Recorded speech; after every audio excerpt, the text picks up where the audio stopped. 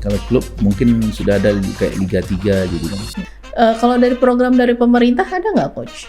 Jadi kalau kita saling bergandeng tangan antara pihak pemerintah dengan swasta, insya Allah itu akan bisa membuat sepak bola Tanjung Pinang lebih maju lagi gitu.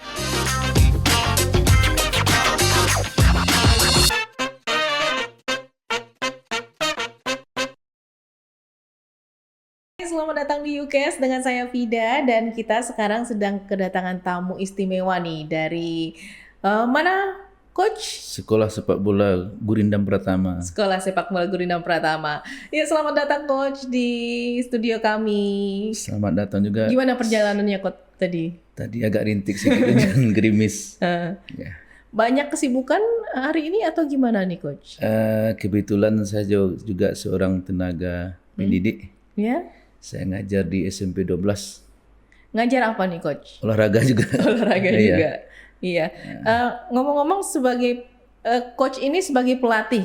Betul. Di sekolah sepak bola Gurindam Pratama. Gurindam Pratama. Ini sudah berapa lama menjadi pelatih, coach? Kalau untuk menjadi pelatih ini sejak dulu waktu masih kuliah, itu sudah pernah jadi asisten pelatih untuk tim mahasiswa.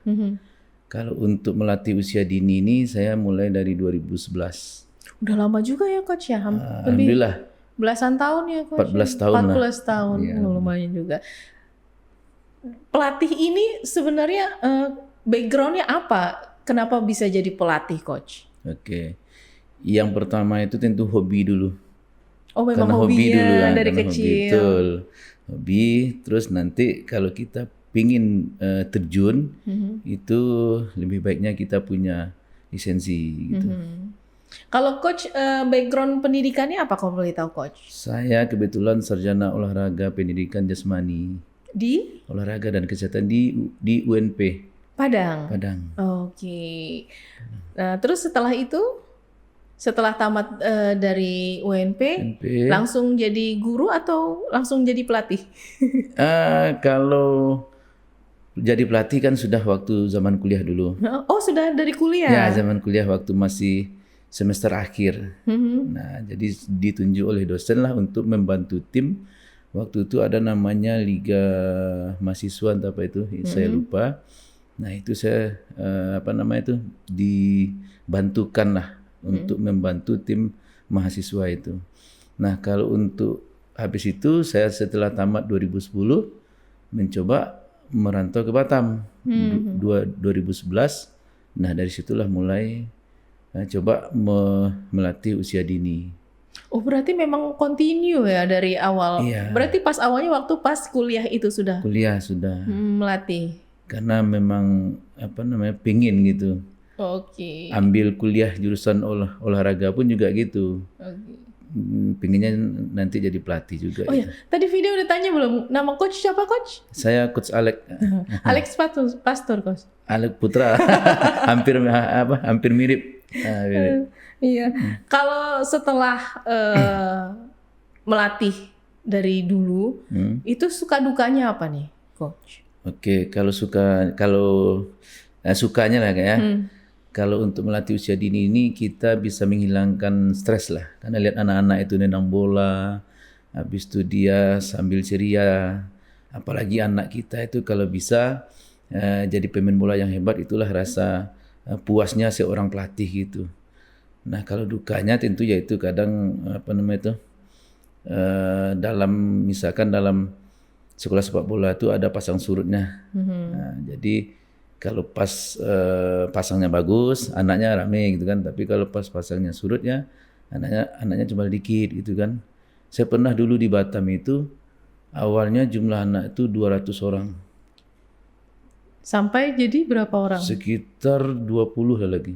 20 aja? Iya, karena gini Kak, karena kemarin itu, waktu itu kita jarang ikut kompetisi.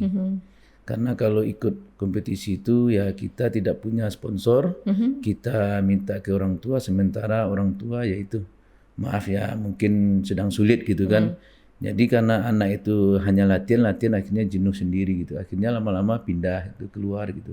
Nah, dukanya terus juga duka yang berikutnya kadang itu Ya kalau untuk masalah keuangan lah gitu, honor lah gitu ya, kita kalau untuk pelatih sekolah sepak bola ini memang tidak sama lah dengan pelatih yang sudah di klub, yang sudah dikontrak gitu. Nah gitu. Kalau untuk di SSB Gurindam Pratama ini, kalau di SSB ini ada berapa anak yang berlatih di sini? Yang ikut latihan nggak ya? Jumlah anak kami itu ada sekitar 130 sekarang. 130 Alhamdulillah ya, anak. 130. Itu dari usia berapa saja itu, Coach? Yang paling kecil itu kemarin itu usia 2019, berarti 6 tahun sekarang. 6 tahun paling kecil, 6 tahun. paling besar? Kami yang paling besar itu 2010, berarti 15. Oke. Dan itu latihannya dibagi beberapa grup, Coach? Oke, kebetulan kami bagi 2. Jadi untuk U12 ke bawah hari Selasa, Kamis, Minggu. U12 ke atas hari Rabu, Sabtu, Minggu. Oke. Untuk sistem pelatihan di SSB ini seperti apa, Coach? Ya, sistemnya itu kita dibantu, saya sebagai pelatih kepala, saya dibantu oleh 3 orang asisten gitu. Nah, kami sudah bentuk pengurusnya gitu. Jadi kalau untuk masalah keuangan itu diurus oleh pengurus.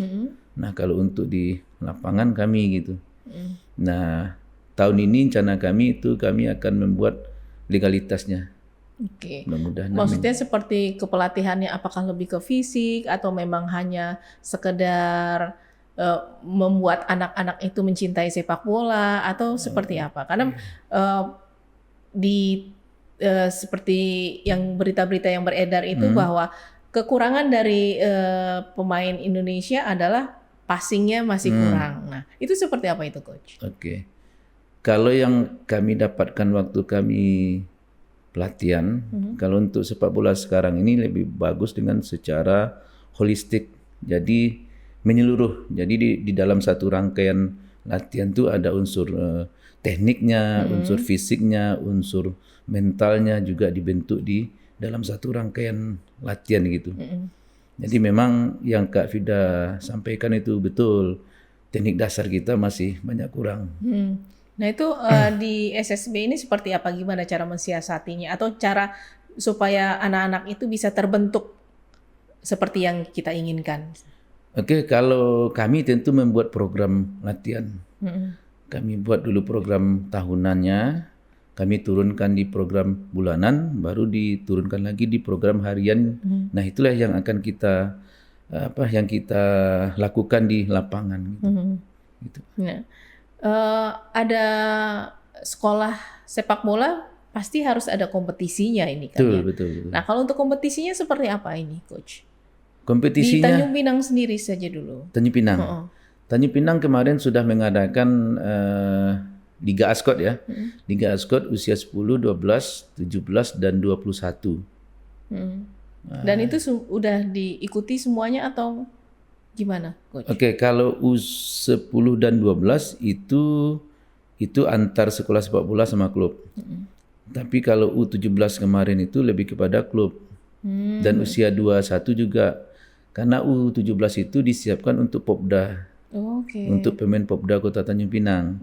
Kalau usia usia 21 itu disiapkan untuk jadi pemain Porprov Kota Tanjung Pinang. Kebetulan saya juga jadi asisten pelatih itu di Popda sama di Porprov kemarin. Itu mekanismenya seperti apa pada saat SSB terus nanti ada kompetisi, nanti dipersiapkan untuk Popda atau Porprov, itu seperti apa mekanismenya? Oke. Kebetulan kemarin itu saya di bagian direktur usia muda di Ascot. Kemarin itu kami membuat sebuah kompetisi untuk memantau anak-anak ini. Anak-anak yang disiapkan untuk Popda sama Porprov. Jadi kebetulan kemarin itu kalau nggak salah Popda itu ada sekitar 7-8 tim yang ikut. Nah dari situlah kita saring untuk tim Popda Kota Tanjung Pinang gitu. Nah, untuk klub-klub yang ada di Tanjung Pinang, kira-kira ada berapa ya di sini? Apa sudah banyak atau masih menurut Coach ini masih ya standar aja? Kalau untuk klub Kalau saya dapat data dari Ascot yang lama itu puluhan juga Kak. Cuman jumlah pastinya saya belum tahu. Nah, cuman yang masih aktif cuman tidak banyak lagi lah gitu.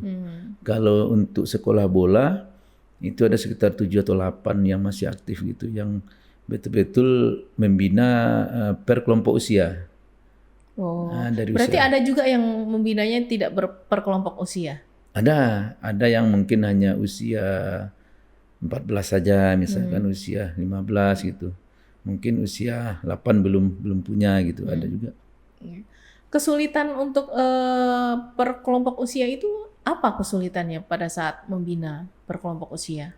Oke, yang pertama ini kalau di Tanjung Pinang ya, kita khususkan di Tanjung Pinang itu yang pertama itu adalah lapangan. Lapangan kita bisa kita lihat, lapangan yang kita punya itu hanya di lapangan Sulaiman, lapangan Batu 10, satu lagi di lapangan dekat Stayang di Batu 13 ya.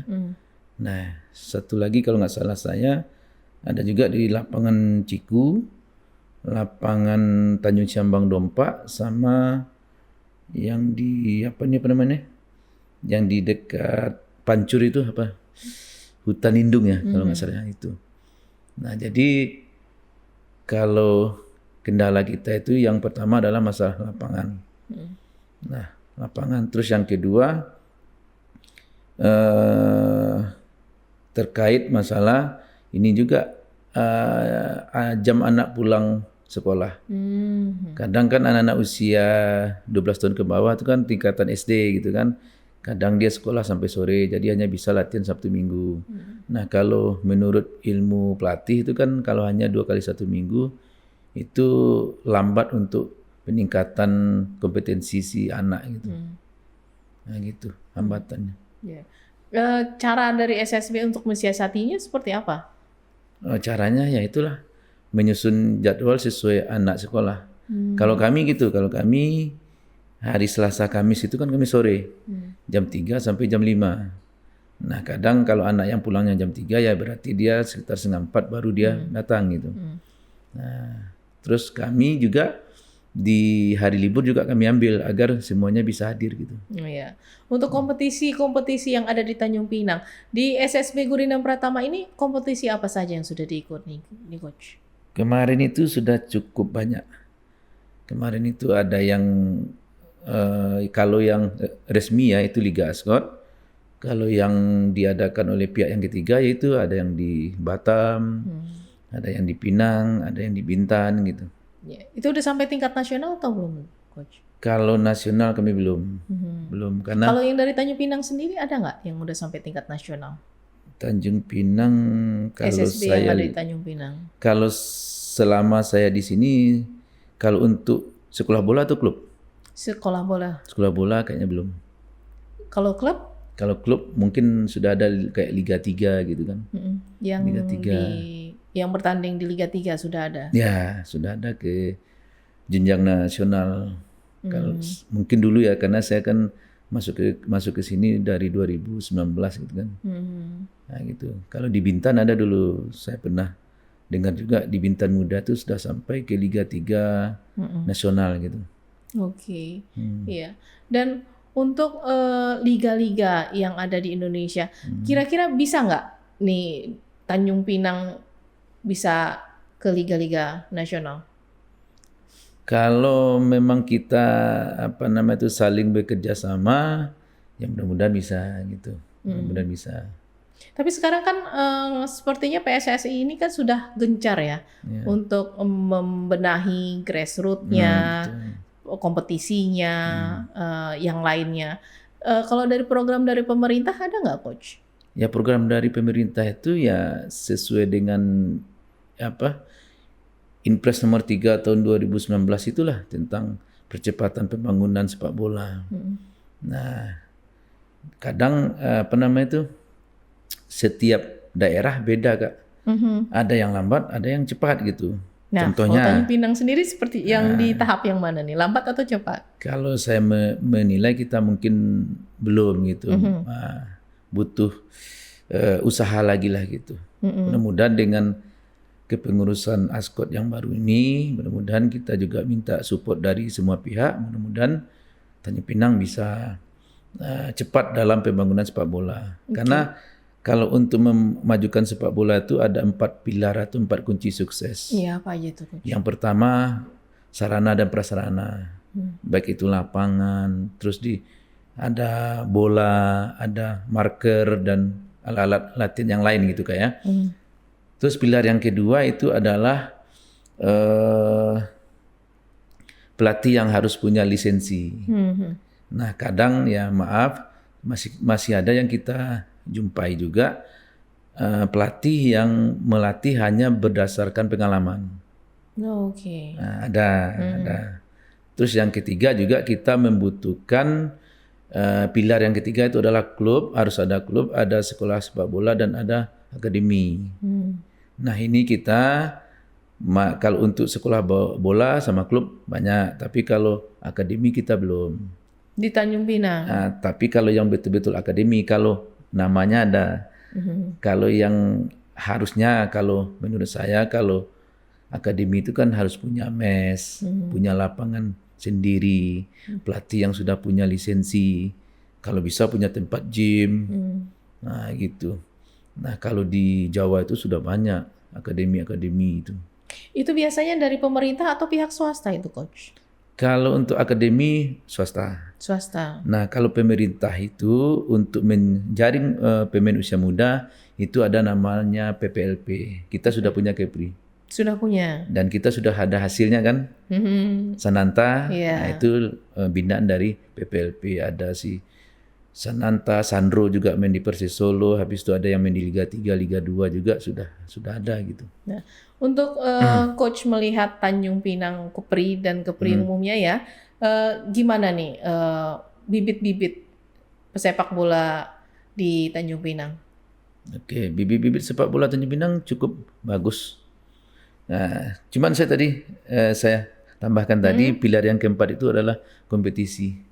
Kompetisi yang rutin dan berjenjang. Jangan kompetisinya hanya di kelompok usia yang senior saja.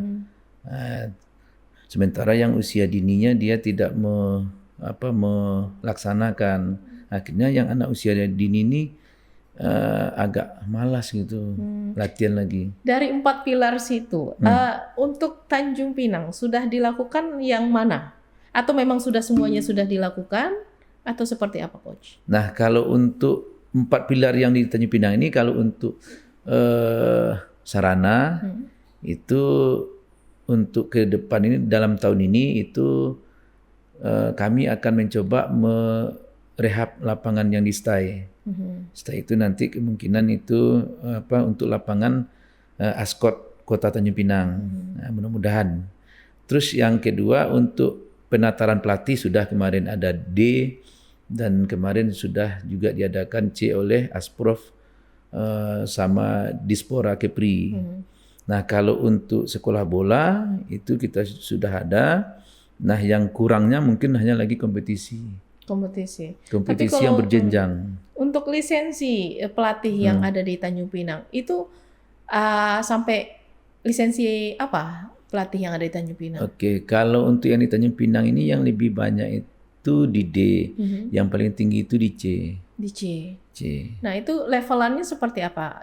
C, D, A itu untuk melatih yang seperti apa itu, Coach? Oke.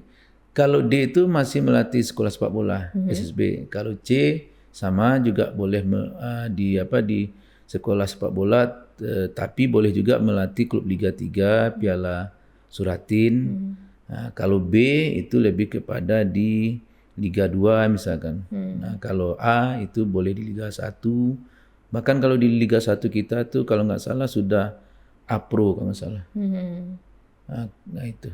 Nah, untuk Tanjung Pinang sendiri, kayak kompetisi yang kurang itu apa penyebabnya itu, Coach? Ya ini PR juga bagi kami. Mudah-mudahan di tahun ini dan tahun depan-depannya kita bisa melaksanakan kompetisi yang rutin. Kalau untuk kendalanya juga yang pertama tentu masalah biaya, biaya gitu kan. Kemarin apalagi kena COVID kan kemarin, nah itu biaya. Nah, terus yang kedua juga mengenai lapangan kita yang betul-betul standar lah gitu. Sudah ada belum coach yang standar di Tanjung Pinang coach? Kalau menurut saya sih belum. Cuman yang Stadion Dompa itu yang milik provinsi yang mungkin yang ada bisa kita bilang agak standar gitu kan. Nah, tapi kalau untuk milik Ascot dulu kan lapangan Sulaiman, cuman butuh direnov lagi karena kita sama tahu kadang kalau hujan ini banjir gitu kan. Nah, itu dan tribunnya pun sudah dimakan usia gitu. Nah, gitu. Jadi kita butuhlah nanti pihak-pihak dari semua pihak, baik dari pihak pemerintah atau pihak swasta, untuk saling menggandeng tangan untuk demi kemajuan sepak bola Tanjung Pinang. Tadi belum dijawab nih coach. Pandangan coach terhadap bibit-bibit pesepak bola di Tanjung Pinang. Sorry. Jadi gini, jadi kalau untuk sepak bola Tanjung Pinang bibit-bibitnya sudah cukup bagus. Cuman kalau saya melihat itu kurangnya kompetisi. Ya, karena gini Kak, kalau hanya latihan terus itu di mana letak lemahnya si anak kita tidak tahu. Kadang dia latihan bagus, tapi pas tanding kadang dilihat orang rame dia agak down gitu kan. Nah, mental berarti mental itu didapatkan apabila ikut kompetisi gitu kan. Nah, gitu. Jadi kita itu kurangnya. Karena gini, waktu itu tahun 2019 saya pernah membawa tim Piala Gubernur U14 di Lingga. Jadi waktu itu saya membawa dan syukur alhamdulillah waktu itu kami final lawan Batam. Nah, waktu itu Batam lebih diunggulkan karena dia dari segi persiapan itu sudah cukup bagus dan dia didukung oleh waktu itu dari pemerintahnya sampai Pak Wakil Wali Kotanya itu hadir langsung dengan orang tua dia charter kapal dari Batam untuk nonton pada partai final.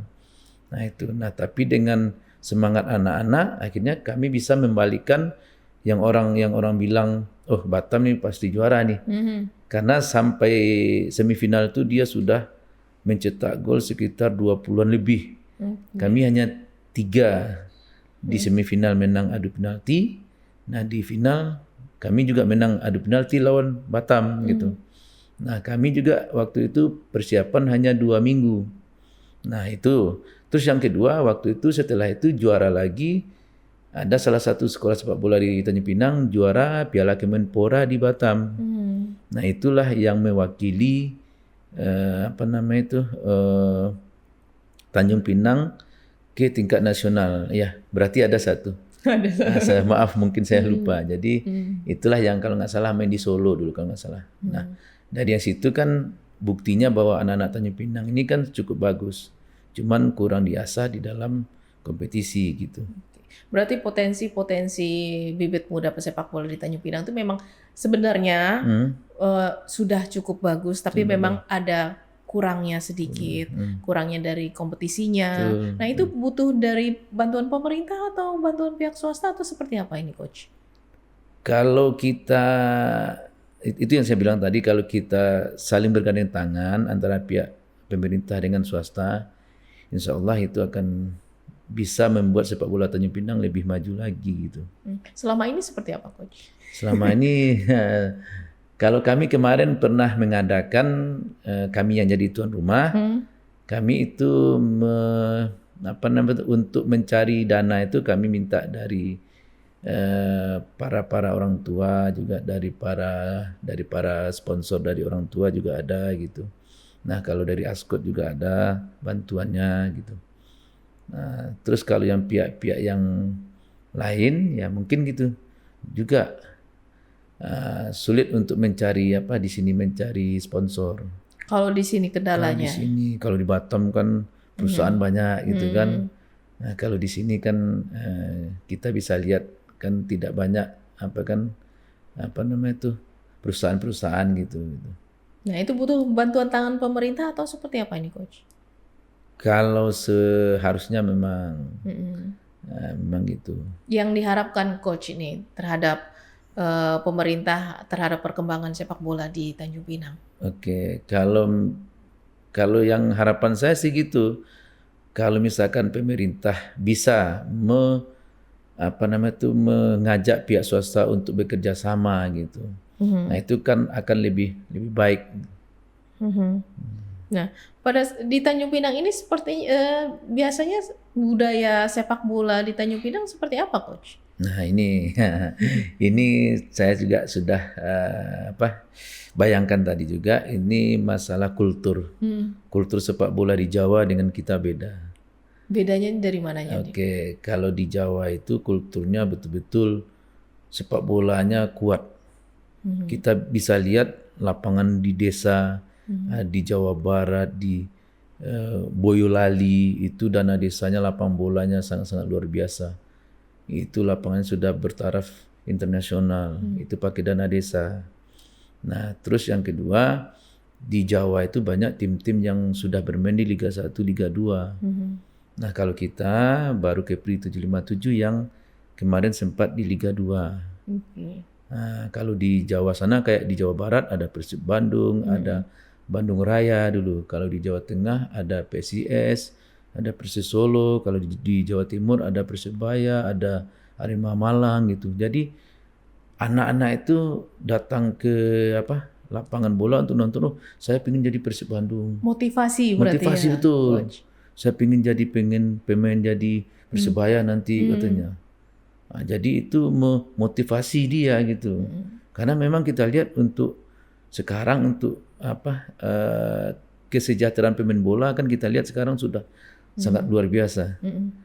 Kalau tidak salah itu Sananta udah berapa miliar kontraknya 1 tahun gitu. Jadi itu. Berarti apa yang harus dilakukan nih dari pemerintah, dari pihak-pihak yang lain untuk memunculkan Sananta-Sananta yang lain dari Kepulauan Riau? Oke, kalau kuncinya ya itu tadi, yang 4 tadi. 1, harus bangun sepak bola yang punya yang layak lah gitu kan. Nah, itu standar. Sudah ada belum? Kalau kita belum lah. Belum. Kasihan kan kalau di Batu 10 kan lapangan kita kan masih tanah gitu. Kalau pernah kami main di situ dulu waktu pas panas-panasnya itu debunya. Kalau hujan dia agak becek gitu. Nah, itu akan mempengaruhi juga untuk latihan teknik gitu. Latihan teknik kalau anak itu passing di lapangan yang rumputnya bagus dengan yang anak yang latihan di lapangan yang becek pasti beda kan. Mempengaruhi mempengaruhi gitu kan. Jadi itu. Nah, terus kalau bisa juga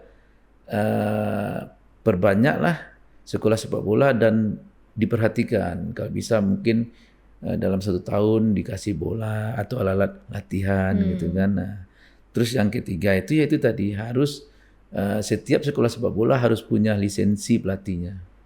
Harus ada. Bahkan saya pernah ikut dulu pelatihan. Nah, setiap sekolah sepak bola harus punya wasitnya 1. Wasit di sini sudah ada atau belum? Sudah banyak. Sudah banyak. Bahkan kita sudah punya wasit nasional juga gitu. Oke, di sini. Nah, di Pinang dah. Oke. Nah, wasit itulah kenapa di dalam sekolah sepak bola itu harus ada wasit ya, karena gini, yang peraturan sepak bola itu kan setiap tahun berubah aturan. Nah, sementara kita kan membina anak di sekolah. Nah, jadi untuk aturan-aturan baru itu anak-anak harus dikasih tahu gitu. Jangan nanti pada saat dia tanding dia tidak tahu aturan. Contohnya pada saat bola ditangkap oleh bola dipassing oleh backnya ditangkap oleh kiper. Nah, wasit akan kasih sinyal bahwa itu adalah pelanggaran indirect, tidak langsung. Nah, namanya anak-anak masih polos ditendang langsung, rupanya gol tanpa disentuh lawan. Nah, akhirnya wasit tidak mengesahkan golnya. Nah, tapi karena anak-anak tidak diedukasi, anak protes juga kan? Kan gol itu katanya. Nah, gitu. Nah, terus yang pilihan yang keempat, Nah, tentu kami harapkan itu adalah kompetisinya yang rutin dan berjenjang.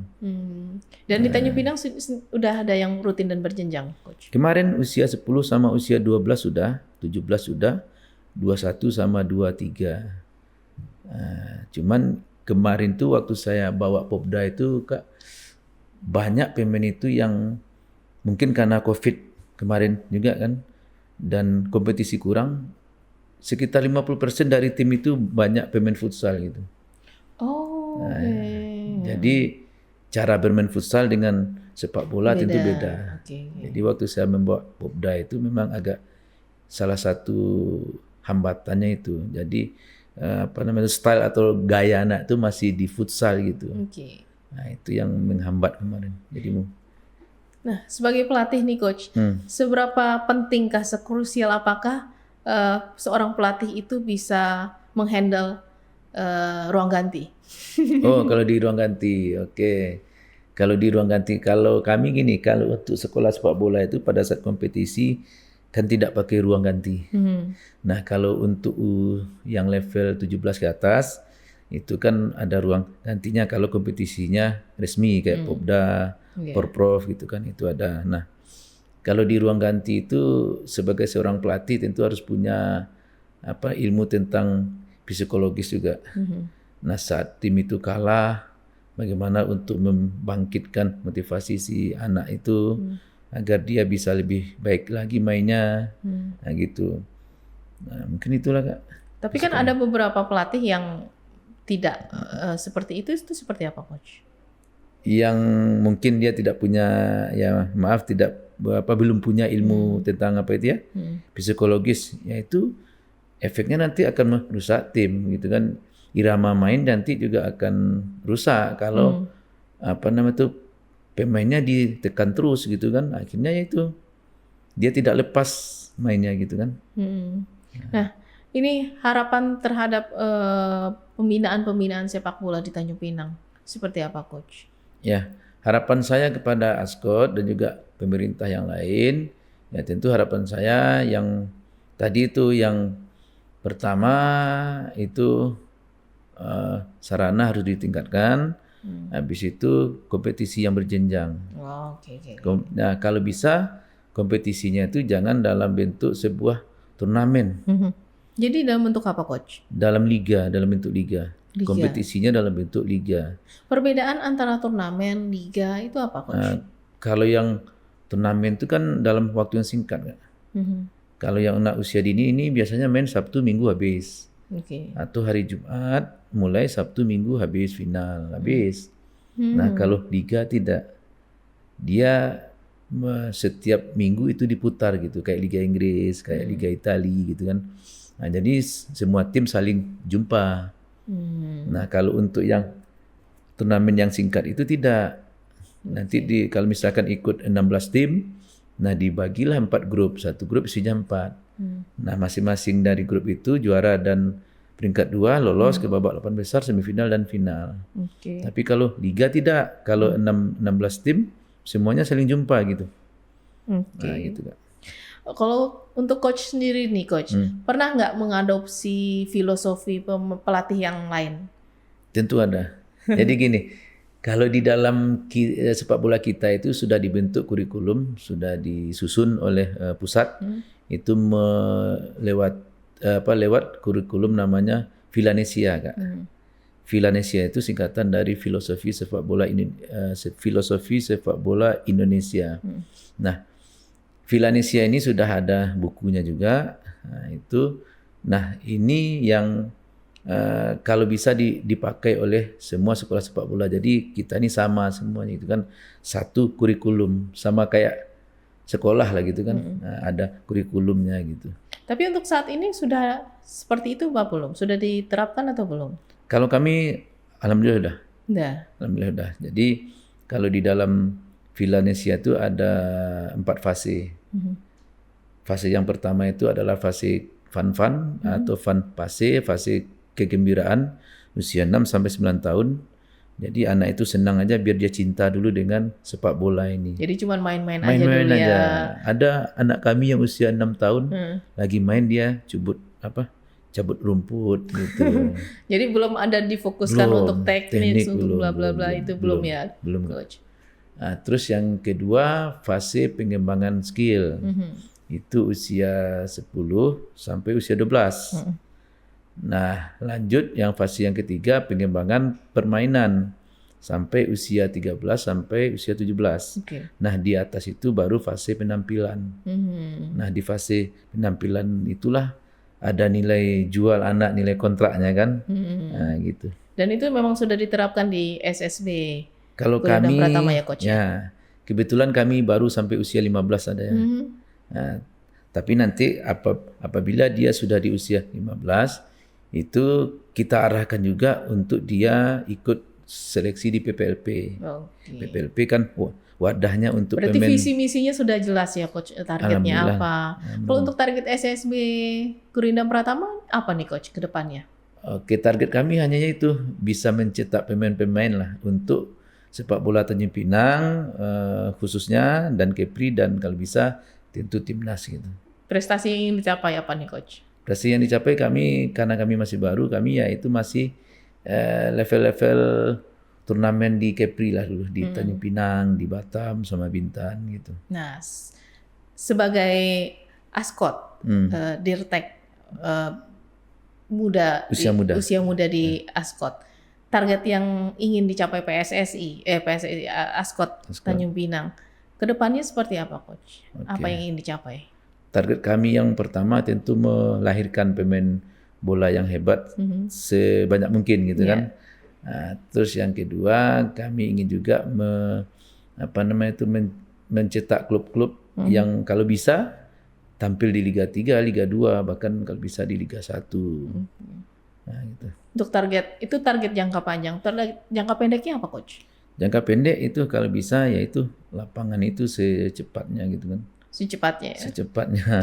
Dan udah ada progresnya belum, coach, lapangan nih, coach? Nah, ini kami belum sempat rakor nih. Mudah-mudahan di awal tahun ini kami mau rakor. Nah, mungkin di situlah nanti akan disampaikan. Oke. Ya, dan terakhir nih, coach, harapan atau motivasi yang perlu, karena motivasi ini yang sangat diperlukan untuk bibit-bibit muda yang ada di Tanjung Pinang agar termotivasi untuk menjadi pemain sepak bola. Apa yang ingin disampaikan kepada bibit-bibit muda Tanjung Pinang yang ingin berkarir di sepak bola ini, coach? Motivasinya apa? Motivasinya yaitu kalau kita ingin jadi pemain sepak bola yang hebat itu ya ada 3 aspek yang harus kita lakukan. Dia kayak segitiga. Apa saja itu? Yang pertama itu adalah latihan. Latihan yang berkualitas.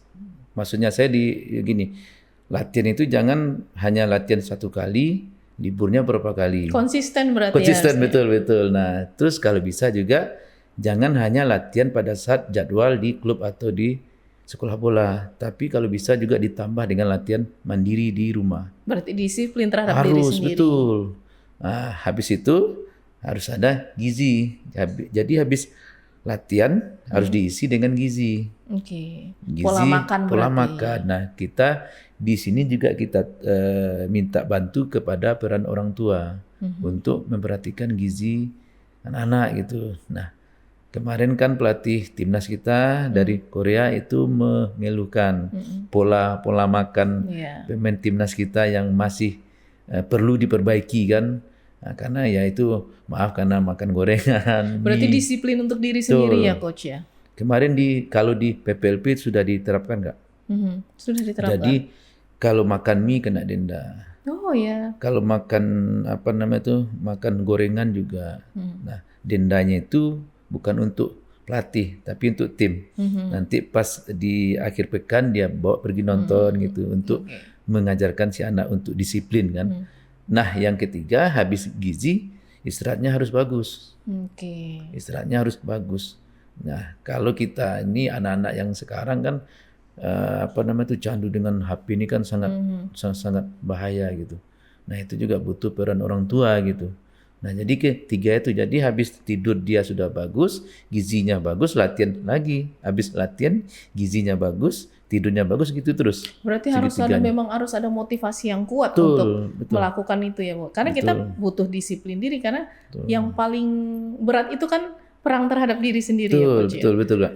Jadi disiplin, konsisten dan apalagi Coach? Ya semangat juga harus. Bahwa dia punya tujuan, dia punya tekad, saya harus jadi pemain sepak bola, dia harus punya semangat yang lebih gitu. Nah, gitu. Karena kita juga betul yang Kak Vidi bilang tadi, untuk pemain muda itu yang susah dilawan itu adalah diri sendiri. Sama yang disampaikan oleh coach timnas kita kan, timnas usia muda, pemain muda kita sulit itu melawan diri sendiri. Ketika dia harus latihan, nah diajak sama kawannya pergi nonton, pergi ini, pergi itu, akhirnya dia tinggalkan latihannya. Nah, jadi itu. Apalagi kalau pemain timnas kita lihat kemarin itu yang sempat masuk TV, masuk iklan, akhirnya ya itu jadinya kan. Tapi paling tidak sekarang sudah ada motivasi lah Coach ya. Dari nasional, walaupun di Tanjung Pinangnya sendiri sudah mulai tumbuh ya Coach ya. Oke Coach, terima kasih Coach telah hadir di studio kami. Dan semoga bibit-bibit di Tanjung Pinang ini mulai bermunculan dan memunculan sananta-sananta yang baru ya Coach ya. Sama-sama Kak. Saya juga mengucapkan terima kasih kepada Ulasan TV. Mudah-mudahan makin jaya gitu. Terima kasih Coach sudah hadir dan inilah Coach Alex. Terima kasih sudah hadir bersama kami dan saya Vida pamit undur diri. Wassalamualaikum warahmatullahi wabarakatuh dan sampai jumpa.